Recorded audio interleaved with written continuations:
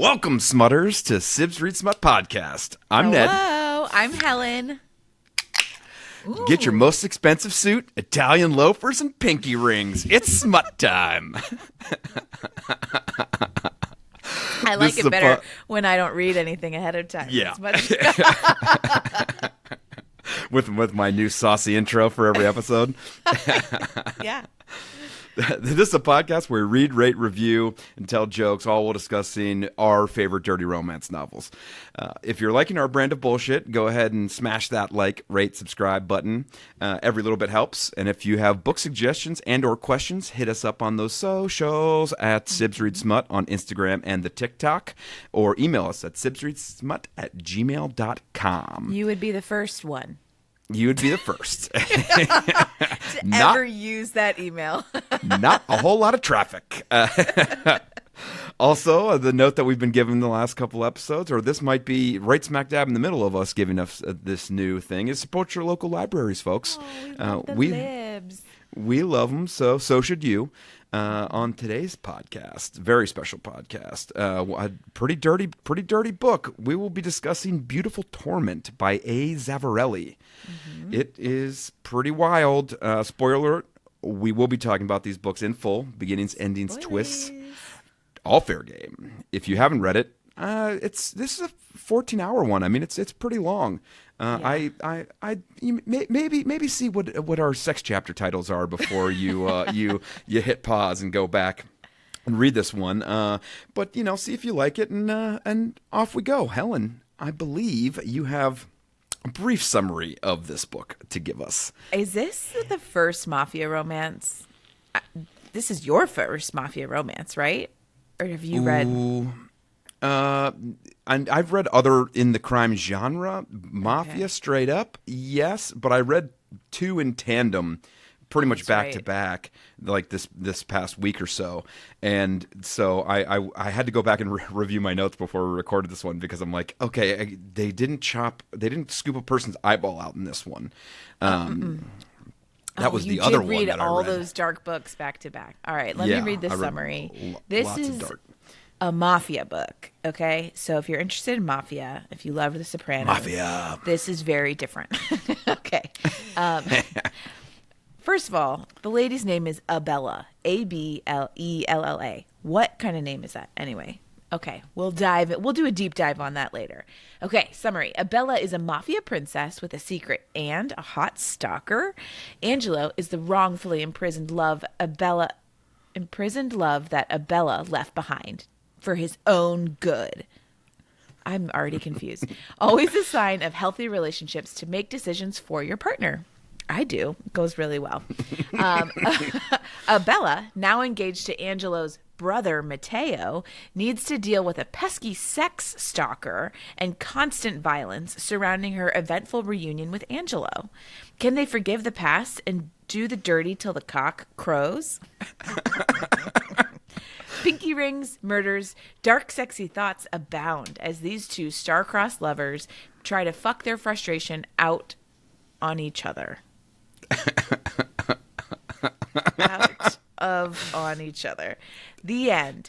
I need so much information about this book. I was so confused almost the whole way through. I appreciated how much sex was in this book, but I still don't know if I understand the plot. Yes. The summary didn't help me, to be honest. And for people listening, you're probably just as confused as I was. Hitting up our key top of show items. Cover watch, ripped hunky dude on the cover. Not my fave, but I get it. And who do you think that was? Matteo or Angelo? Oh, it's got to be Angelo, of course. Il Diavolo. It's your standard ripped hot guy, bullshittery, which, okay, fair enough. Our audio narrators this week, Stephanie K and Tor Tom, were good. Were very good. And if you recognized his voice, he did Heated Rivalry. the No way. audiobook for Heated Rivalry. Yeah. So I just looked it up Whoa, on the Mafia Audibles. and hockey sex? Yeah. Wow. The He's got so range. and also a little confusing too was, with the dual narrators, I was assumed it was dual perspective, and it is, but Kind of, we yeah. go through the first 15 to 20% of the book only hearing Abella's side of it, which I was questioning. You get that far into a book and don't hear his side. It was kind of jarring when he finally did come in, but Yeah. there's some mystery at the beginning of this book where it starts off with a flashback of Abella and Angelo. They are fiancéed together. They are the prince and princess of the Seattle Mafia, and they're in love, and everything's going swimmingly. And then, ominous tones. He goes, "It didn't all work out for us." And then we fast forward 6 years into the future into a very chaotic scene where we are introduced to pretty much all of the Oh, I hated that. all the female characters and her whole pussy posse, and it was it was a lot of characters to meet at one time. We didn't really get any backstory. They fleshed some of these characters out throughout, but Eventually. it was just a massive character dump, and it was hard to follow what was going on. And we come out of this knowing that Abella is now 6 years later engaged to Matteo, Angelo's brother. We don't know. We don't know really know why. what happened to. We don't know what happened to Angelo at this point either. We just know that he's out of the picture and she's now fiancéed to the brother. I knew that he was in prison, but that might have been from the back of the book. Yeah, and it comes out pretty quickly, but we don't know that yet. While we're getting this just massive information dump, and that she's a mafia stylist. She is. She designs gowns and writes articles for the Mafia Times that they Wait, magazine what? that they I thought send she out. was just like a normal. She worked in retail. I didn't realize No. it was like mafia only. Yeah, she does for all of the rich and elite mafias and their hangers on that come to all their parties and all the galas and gowns. Still that they do. surprising me. So she's part of this crew that we come to find out throughout the Aegis. I forget what group or whatever, where they help women who are in abusive mafia relationships get out of the situation by either killing their husbands or absconding with them. It's like the Underground Railroad for mafia princesses. And I don't know if it's Underground Railroad, but it's like you go to witness protection where they send people away yeah, and give them new lives. Yeah, and they're doing this under the radar of all of these Actual mafia, which is yeah. the patriarchy. So Very I loved misogynist. that piece. Yeah. There were a lot of levels. I just want to say, I mean, we're going to try and tell you the story as simply as possible because there were so many different aspects to this story. So she's in this girl gang that helps get each other out. How do you spell Idris? Did you look that up? No, I was just spelling it Egis, I think. So they have this, girl group, and then it's all of the people that are in it also have other roles within the mafia, and they're all married. And so, or not all married, but they are all in heterosexual relationships with the men in this story. I haven't read any of the other ones in this series. I'm sure there's some of these women are part of the other stories, but basically the man runs the relationship. So once you get married, you're stuck. You don't have a lot of independence or willpower on your own. You just have to sort of be at the whim of your partner. And so I loved that this was a part of the story, this underground group of women helping women. But it was just as confusing as the rest of the book. So they have this girl group. You introduce them. You find out so slowly about why she's now engaged to Matteo. Her dad is really abusive. I don't know if you had a way of explaining that better, Ned, if you wanted to tell the story in a more linear fashion. But Matteo Not and really. her dad kind of run her life now. she has some independence through her job, and she keeps pushing out the wedding date to Matteo because she knows in her subconscious that she's still in love with Angelo, and she doesn't know why he went away, right? Or she does? No. She just knows that he was arrested and imprisoned, but she broke up with him before that, even happened because I think she broke up with him right around the time that he was arrested and put in jail for falsely accused of killing someone. He was set up by, spoiler alert, by Matteo and the dad to get him out of the way because they had been lying to Abella that she was infertile this whole time, which, for fuck's sake, I forgot about that. she's not. But the whole thing starts off with she is a dirty, dirty girl, and she has her dark, sexy thoughts all typed into her Amazon, like Mafia Amazon wish list, and she has a stalker that can get into her house, has been, just is someone connected to her life, and it quickly comes, just to tell the story very quickly, he breaks into her office. She doesn't know who this is. Il Diavolo is like running rampant, fucking with all of the mafia goings on in town. And, it doesn't take a huge shocker to be like, oh, that's probably Angelo. Somehow he's out of jail. But he pretty early on, fakes kidnapping her in her place of work, and I get 7% in rooftop roughing it. Kidnapper stalker is toying with her, using her sex kink list as a template. Yeah. She's super hot for it. She sucks his glove thumb. Maybe it's a loyalty test to see if she's going to stay loyal to Matteo. Her just beeve is in the breeze when he leans her over the railing of the building. Yeah, like going to throw her off the top of the building. Yeah, she loves talking her while fingering her. He smacks her right on the pussy. She has a crying orgasm. And even in my notes, I go, kidnapper is Il Diavolo, probably Angelo.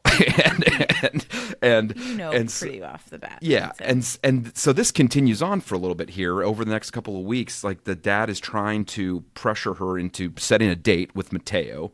Why now is, nobody knows. Do they answer that question?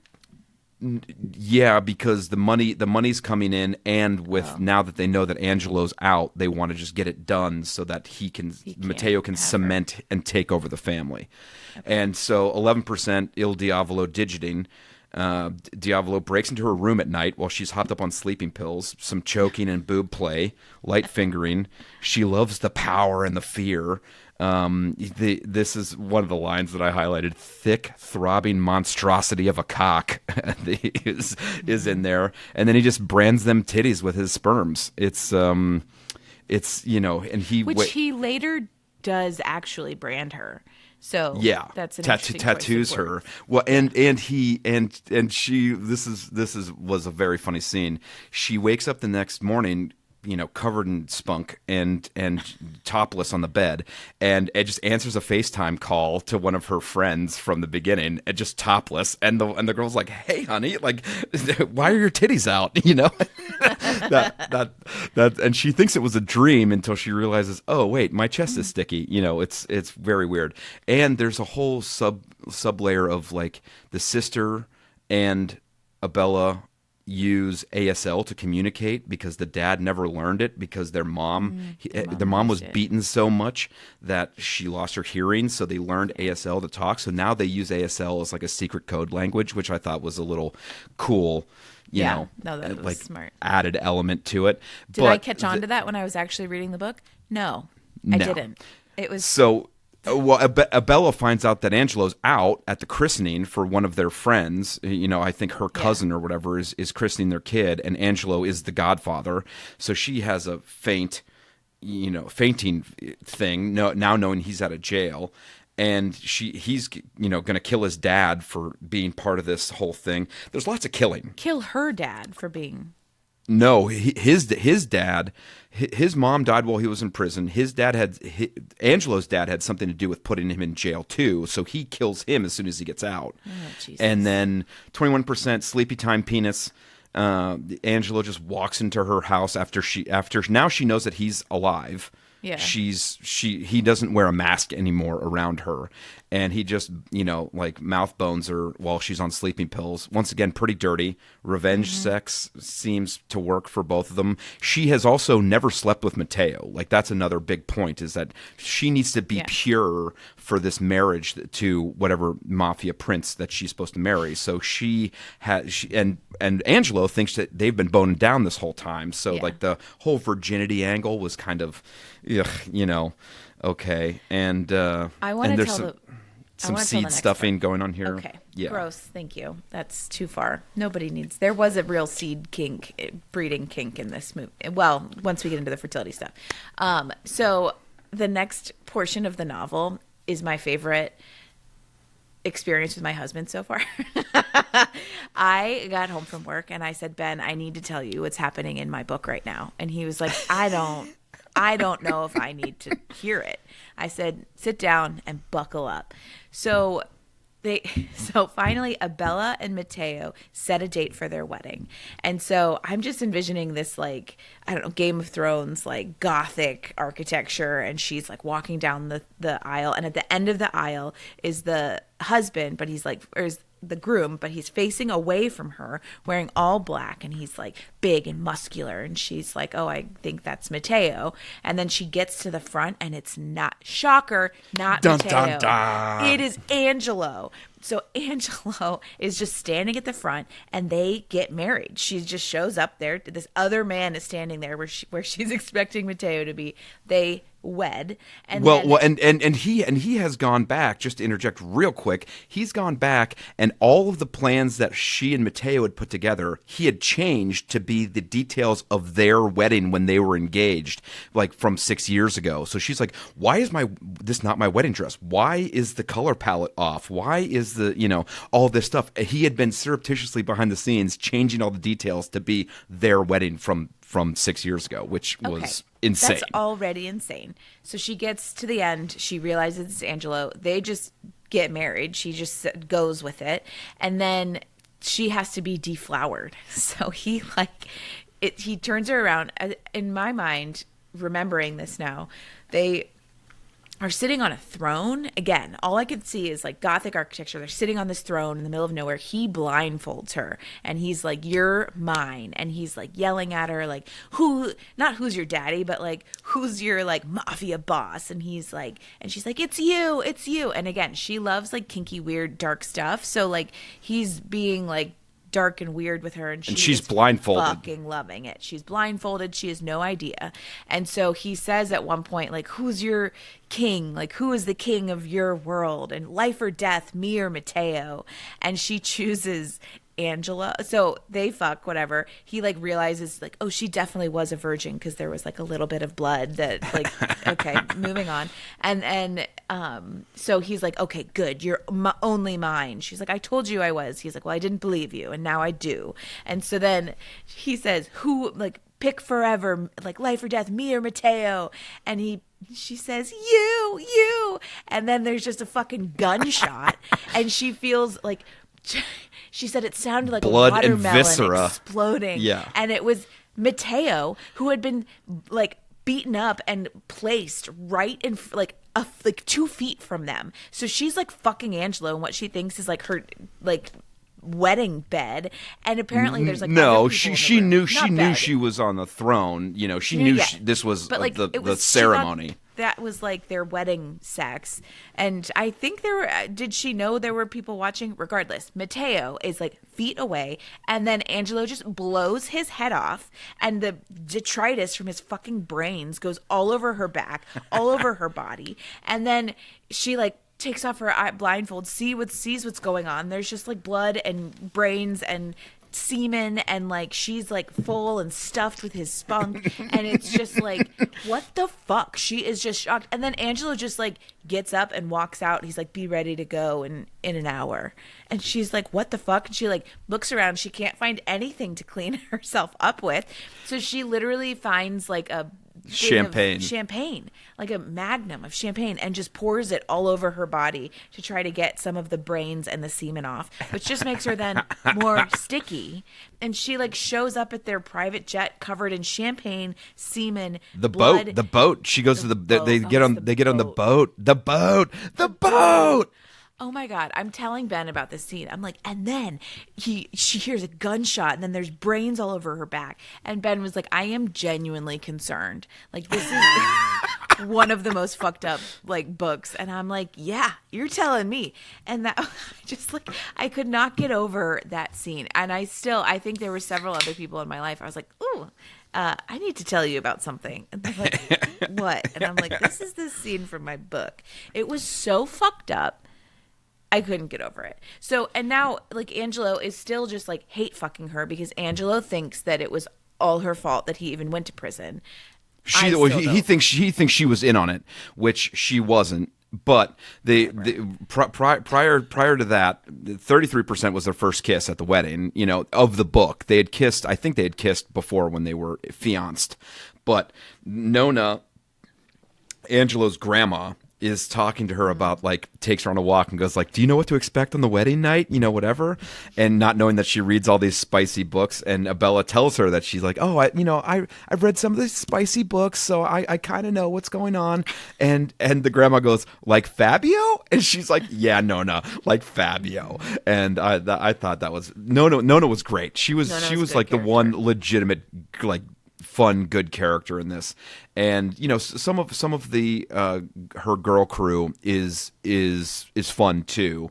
You know, the Camila and some of the other ones. She's a doctor, and you know, they have good, important jobs. You know, women fighting the patriarchy within this right. Terrible system. But yeah, 38% was markers on paper only, which was the section you just described. Because he tattoos his name on the back of her legs and puts his family shield on a tattoo, like on her neck. I thought it was the shield during the wedding sex. And then she like flirted with somebody else later, and he was like, get over here right now, and took her upstairs and just like flipped her over on the bed and starts tattooing his name on the back of her thighs. I thought that was all. I thought that was all at the same time, but yeah. So the blindfolding, light fingering, mouth sexing, dirty talking. He bones down that beeve, confirming it's her first time. She tries to apologize for everything that happened before mid smush, and it's like. And he doesn't want to hear it. He doesn't want to listen to her at all throughout this whole thing, leading to the communication. I mean, the communication breakdown was Abella didn't tell Angelo that she was infertile. Also false, but she believed it at the time. And that's why she broke up with him. Part of their whole family thing with the Greeks is that the marriage contract has to be done, and they have to have a kid within the first year, or if they have to give up all of their underworld criminal rights to the other family. And so if they don't get married and have a kid right away, then you know they lose all of their mafia standing in their town. So it's having a kid is a crucial element to this deal. And so when she realized, or thought she realized, that she couldn't give him a child, she broke up with him so that he could live the life he was meant for. You know, stupid secret hiding, you know, idiot things that, you know, I hate in these books. But yeah. The and I texted you this line too after the wedding smush was she said the demolishing job Angelo's cock did to my virginity. I was like, and she just walks on the boat covered in blood and champagne, yes. And no one even bats an eye. I mean, the casual killing in this book was kind of crazy. Anyone that looked at her weird, she had a weird bodyguard at the beginning of the book, died ruthlessly, you know, and was hung up. At the bachelorette party, someone was looking at them, and he was strung up in the trees, like gutted, you know, just, and throughout this book, you know, people mouth off to her at dinner, and they just kill him. And so, just shoots him in the face. 49% tattooing the beeve and butthole, pretty hot, more dirty talk, butt plugs and beeve burn, sex talk about what she wants, some choking and terror, cock milking and butt plugging, and squirting, breeding kink, anal round 2. There's a lot of and the chapters were long. I mean, it was long sex chapters.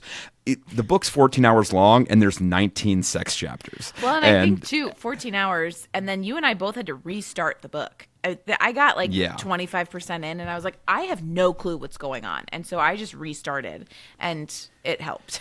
It helped me follow along much better. But Angela's add on that extra time. Yeah, Angela's pretty much just sex torturing her for the whole second half of this book. I mean, 55%. This Carlo, goon is being mean to Abella at this dinner, and Angelo just shoots him, and it's 55% cock Russian roulette.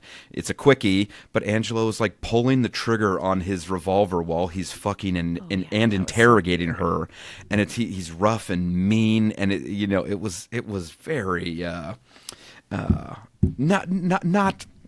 Yeah, it was a tough read, and she's like, I think he cares about me a little bit in here. So 58% meanie weenie oral exam. She spite blows him on the yacht just to show that he cares a little bit about her. And I'm like, okay. And then there's a bunch of sex on the plane while they're finally flying back to Seattle, and Angelo has Gabriella or some woman that is like frenemies with Abella, and she's super flirty with him, and his assistant. Abella is getting pissed at all this stuff.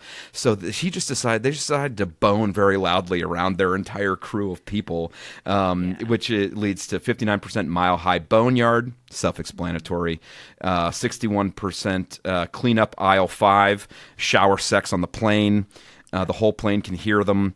And and then finally they confront her father for being a real dickbag, who also abused her right before the ceremony too. And killed the mom. Yeah, killed the mom, but that was a while ago. 3 years prior. Okay, 3 years prior. but that was a while ago. Okay.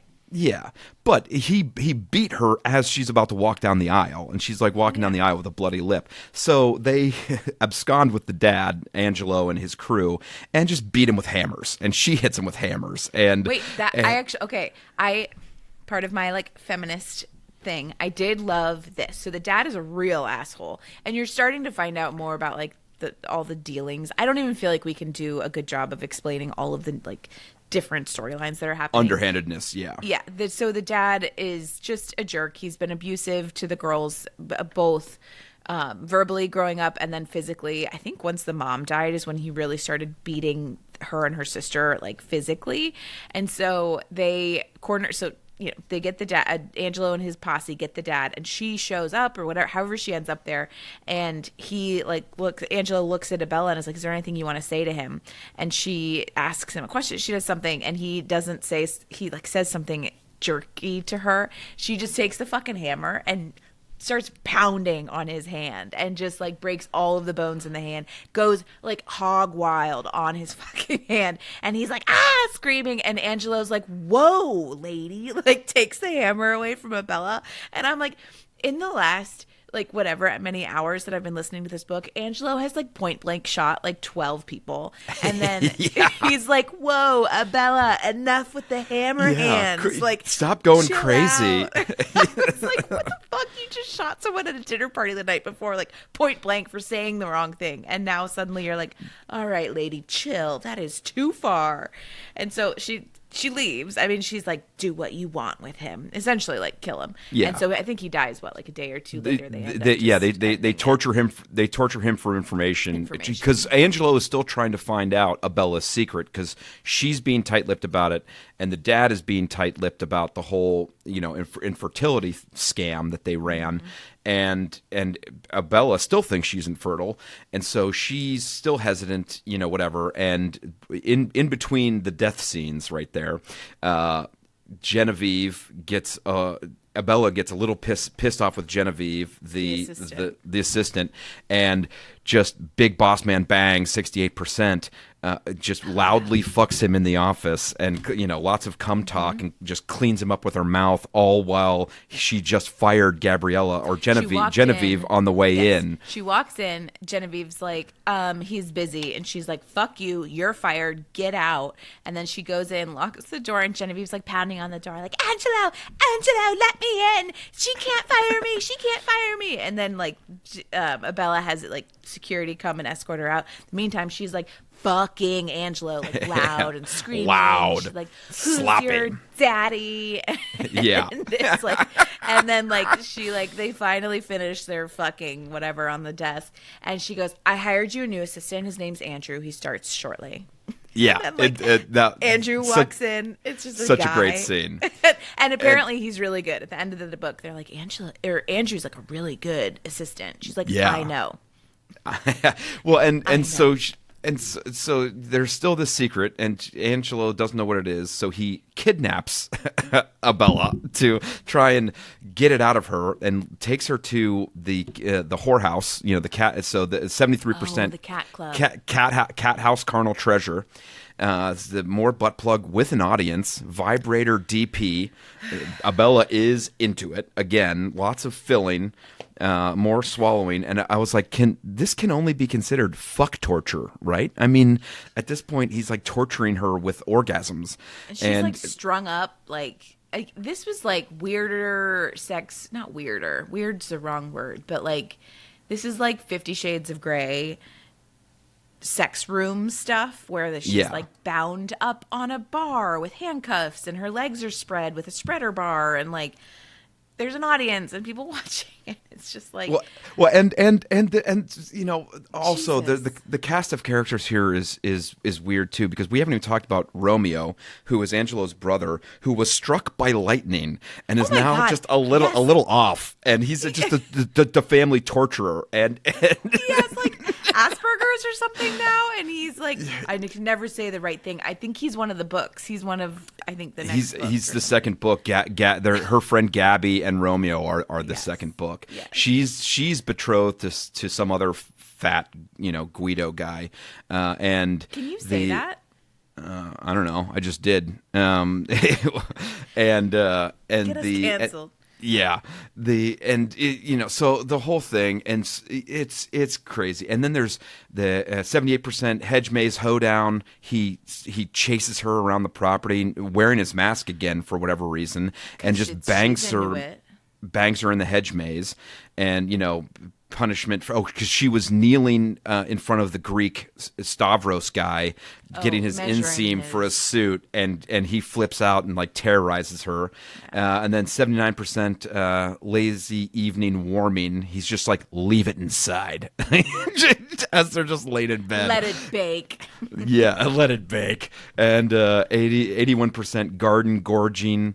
All her friends walk in on her giving him a blowjob in the garden, and they're like slow to leave. They're like, oh wow, because all these Look are how big his dick is. Yeah, well, and all these women are virgins for the most part, because the way that this mafia society works. Cosa Nostra.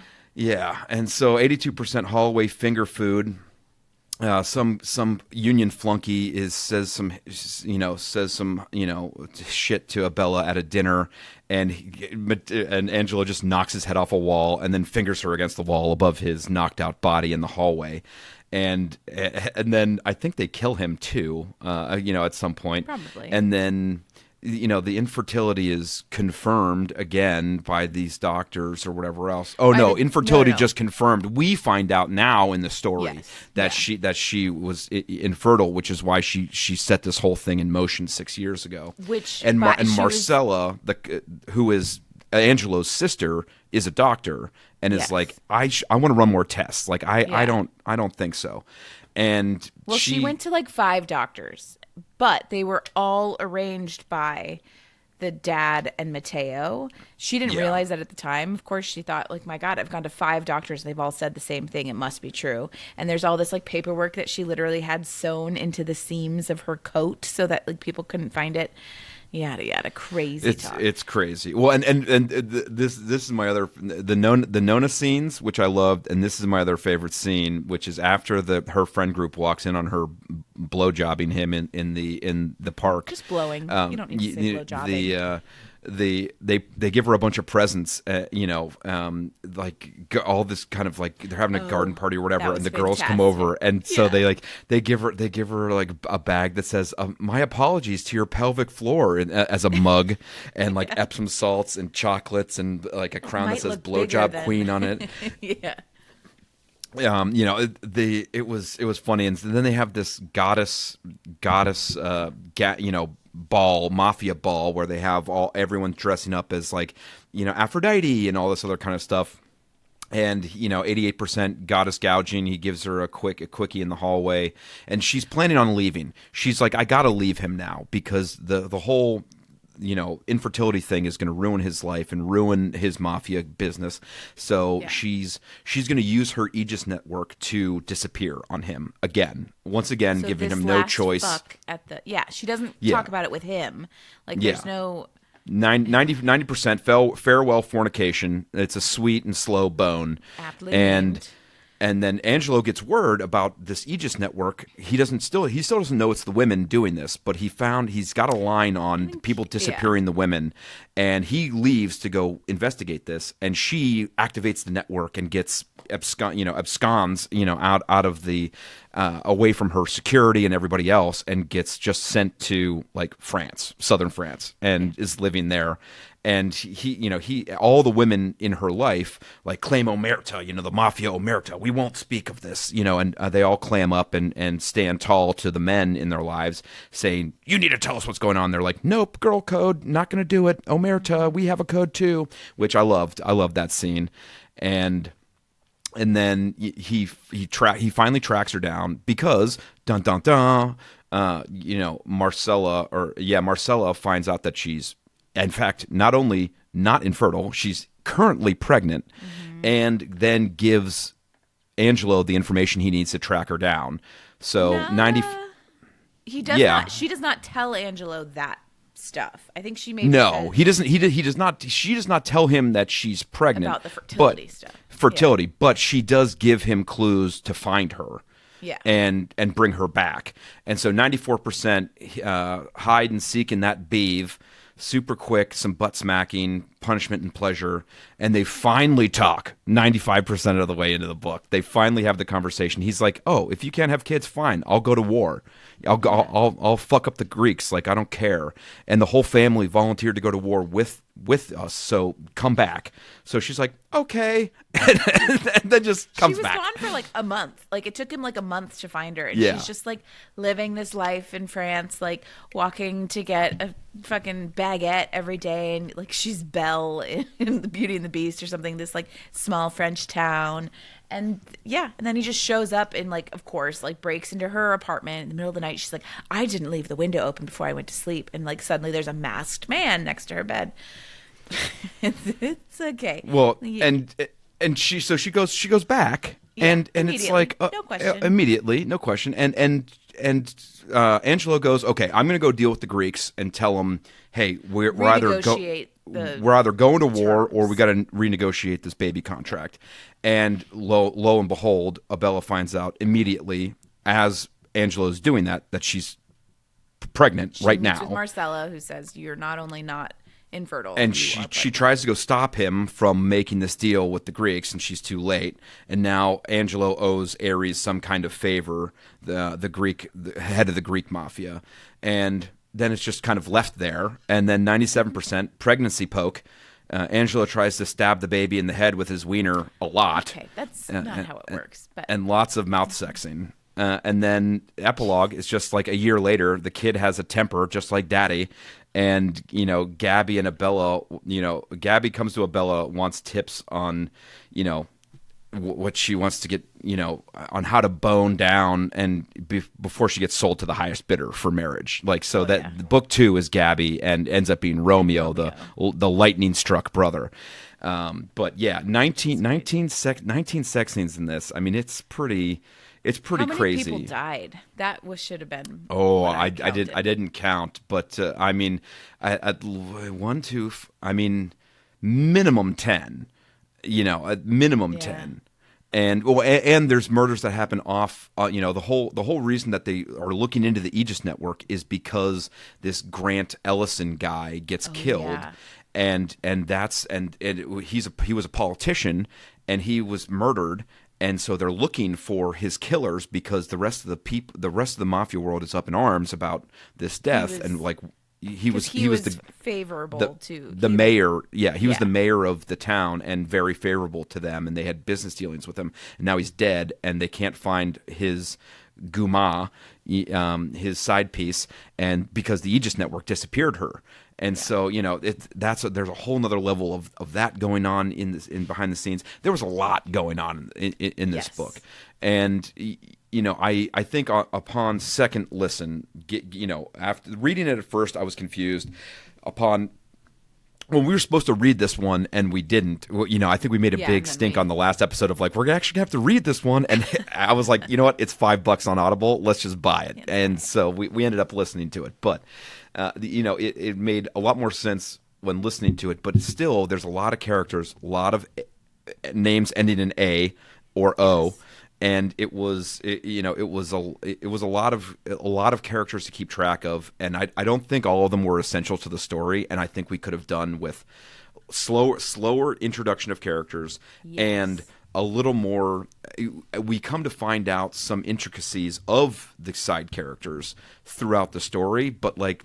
In a lot of these books, especially the books in the small towns, you kind of get a good sense of who the character is right off the bat, and I don't think we got a very good sense of a lot of the side characters as we were introduced to them by Shotgun Blast. Yeah. It was a lot. I mean, where would you put this on the spice-o-meter? Spicy. For sure. I agree. I mean, it was probably one of the spicier books we've read. Yeah, I would put it in the top 5 of our books, at least. I don't know if it touches pucking around, but I mean, it might. I mean, with all of the like public stuff and the like spreader bars and toys and all the stuff that they use.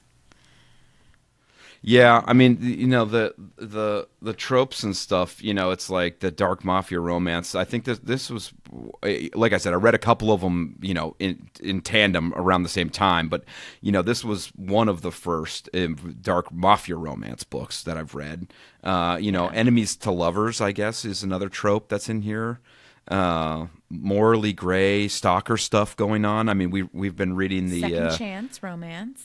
Yeah. Oh wait, yeah, the Caught Up series. The Caught Up series, which is also dark and stalkery and everything else. It's trauma bonding. I mean, there's a fair bit of trauma in this too.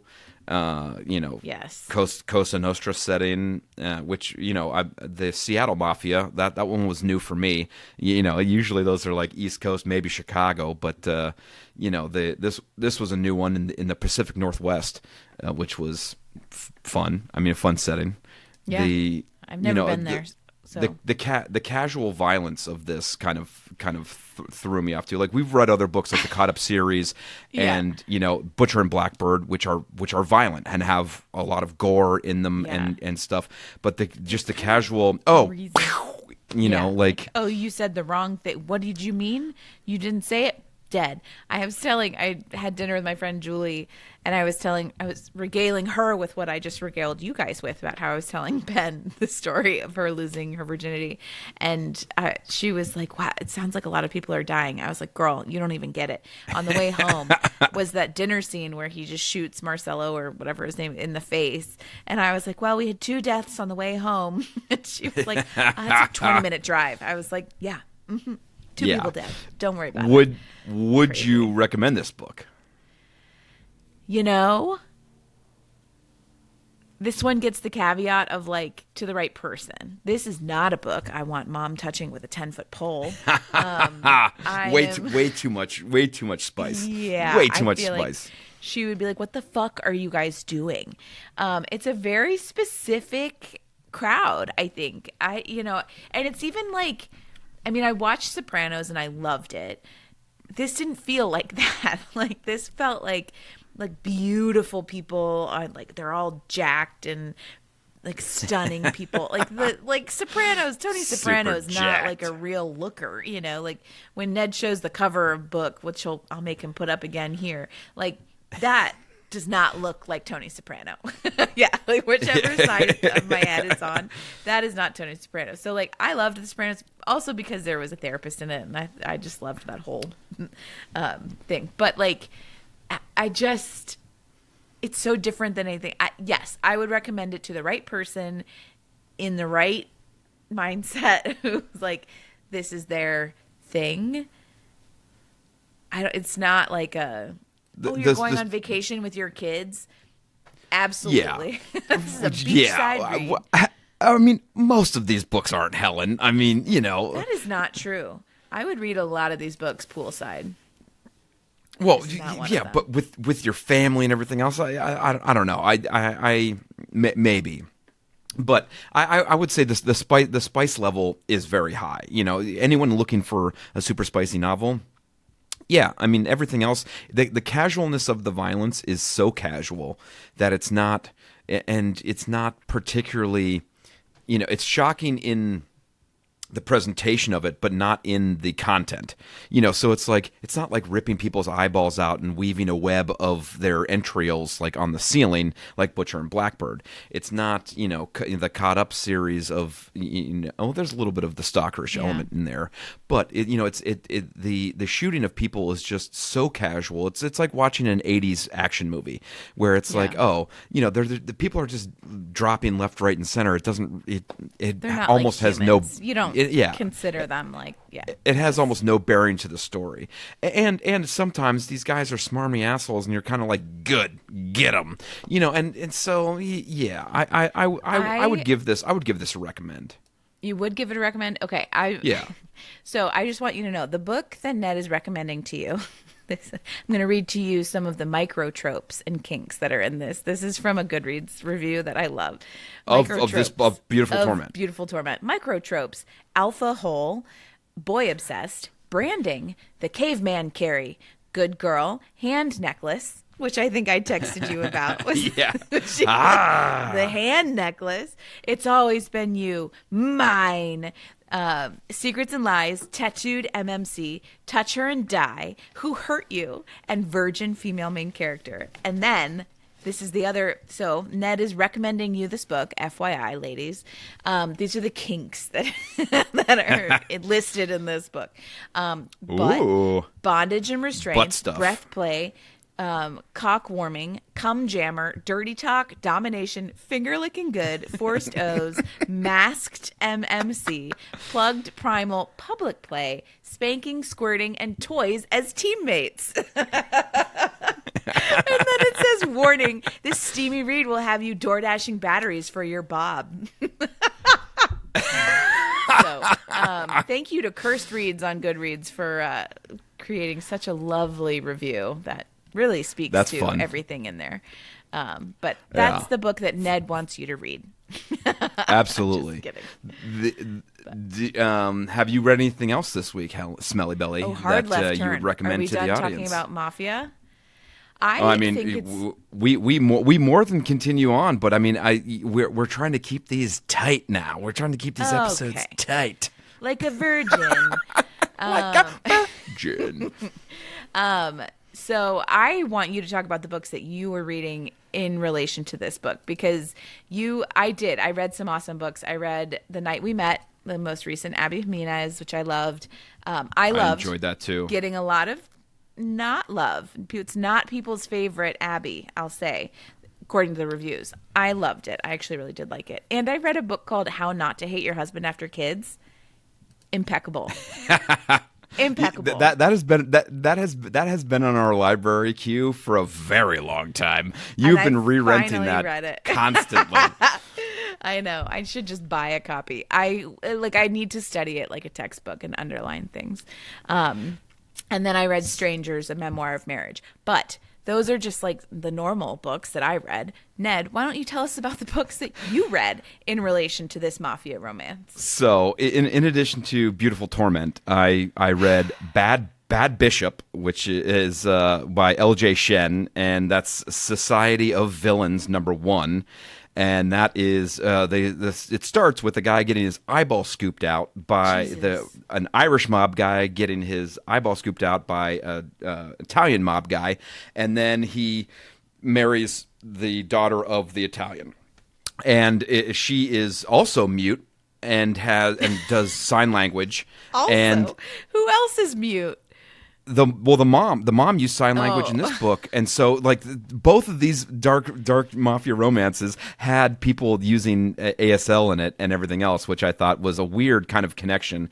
And in tandem with that, I also read book 2 in Into the Darkness series, Caught Up, which was Nevessa Allen. And that was another dark romance. And I texted you after reading those 3 in a row. I'm like, yeah, I gotta do something else. Yeah, we gotta flip. The I also then did read Society of Villains #2, Twisted Pawn by L.J. Shen. Say that's on your list too.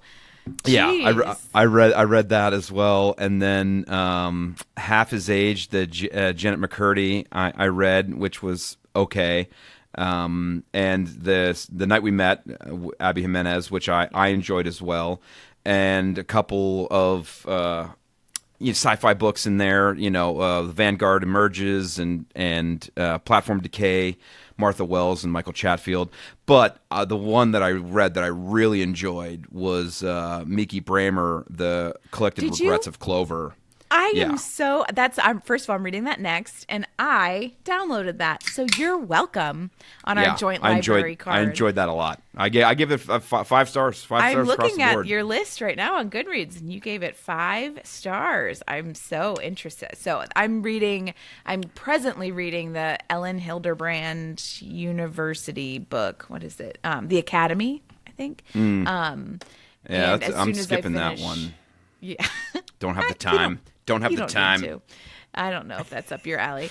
And then Collected Regrets of Clover is next for me. There's like, I can't wait to read it. I worked in hospice for a long time. Most people know that if you know me. I talk about it. Death doula. Talk about it all the time. Hospice is the best thing ever. It's an amazing service, and there's a lot of that. Like, I think the hospice world of my friends who did that, people who are comfortable talking about death, loved this book. It was great. Well, and what's interesting is in the chat afterwards, the author is Australian, and she is chatting with the voice actor. We've been bringing up voice actors a lot on the last couple episodes of the podcast, and she's talking with the narrator, and the author wrote it as characters in New York, from New York, whatever else, but she's Australian. And it never occurred to her until she listened to the book that the accents would be American accents. And so she was like, it was weird for me listening to the book because in my head, when I was writing it, all of their accents were Australian. But she's like, it makes sense that they live in New York, so their accents are American. And so it was kind of like a out of body moment for her, afterwards. And I was like, that's interesting because almost everything we read, with the exception of some of the British books and everything else, is American accents across the board, regardless of nation of origin of the author or the actual book origin. But I thought that was telling fun. Me about how the author listened to it and she felt like she was reading it for the first time. Like it felt like a whole new book. And she's like, I wrote this. And I was like surprised, like what? I don't think that was I don't know if that was a different thing. I think that might have been a different book, but I do remember the author going. It felt like a whole different thing listening to it, but from another person's thing. Because also, the voice actors find their own ins and everything else. I mean, everything's approved on the line, but it's a very. They talk about the process of like, how do you get into the character? What's your favorite character? It was a very. Definitely listen to the chat after the book because I enjoyed them. I enjoyed them chatting with each other. I think too that's interesting, but like just and then now I'll stop talking because I feel like I'm going down a different path. But like Ellen or Elin Hilderbrand, also she has the same voice actor that reads a majority of her books. I think like after the first few, she found someone that she loved, and they've almost all been read by the same person. And so they have a lot of back and forth too of like she knows the voice that she's writing for now, like she knows who's going to be reading it, and so she thinks about that and incorporates that into her like mind frame as she's writing. I think that's pretty crazy. I mean, yeah, but also, you know, it's like writing a TV show for an actor that you love, you know, and whatever else. Like you kind of have their wheelhouse in your head while, you know, their acting range wheelhouse in your head while you're writing a character. But you know, they what was it? They had. I completely lost my train of thought. That I don't think it's coming back, Helen. I don't know if we need it. I don't know if we need it either. Do you know what we were reading next week? I have no fucking clue. I don't even want to pretend. You tell me. Next week is In Her Own League by Liz Tom Ford. Yes, it's a good one. I read this a month or two ago when it first came out, and you were like, I want to put this one back on the list as our. This is one I made you add to the list. I took something else redid off. the back half. Yeah. Yeah, I made you add this because I wanted to read it so badly, and I have no time. Yeah, and but I enjoyed it. I think you will too. I think we're gonna have a good convo about it. But I think that's it. If you're liking our bullshit and generally us laughing at our own jokes, please hit that like, rate, subscribe, smash it. Generally, golden shower us with praise. Thanks for listening, and tune in next week. Smutters. Stay smutty. Stay Bye-bye. smutty. Mafia. You're dead. Yeah, Mafia. You're dead. You're dead.